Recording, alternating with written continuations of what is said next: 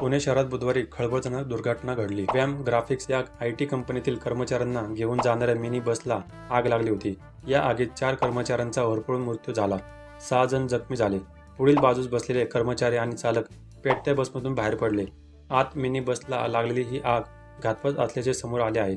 Police उपायुक्त विशाल गायकवाड यांनी पत्रकार परिषदेत या घटनेची माहिती दिली आहे।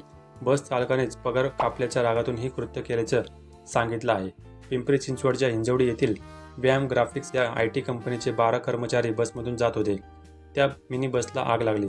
त्यात सुभाष भोसले वय 42, शंकर शिंदे वय 60, गुरुदास लोकरे वय 40 आणि राजू चव्हाण वय 40 या चौघांचा मृत्यू झाला होता। हा प्रकार अपघात वाटत होता, परंतु हा अपघात नाही तर घातपात असल्याचे समोर आले आहे।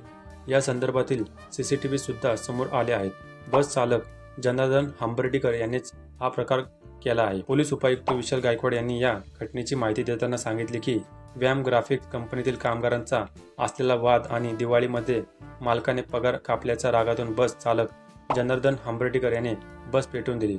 चालक जनार्दन हंबर्डीकर याने कट रचून हा गुन्हा केल्याचं पोलीस तपासामध्ये उघडकीस आले आहे। जनार्दन हंबर्डीकर या आरोपीने कंपनीतून आदल्या दिवशी बेन्झीन नावाचे केमिकल गाडीत आणून ठेवले।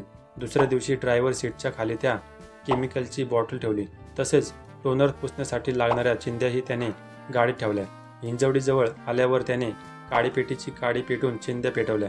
केमिकलमुळे बसमध्ये आगीचा भडका उठला। त्यात चौघांचा मृत्यू झाला।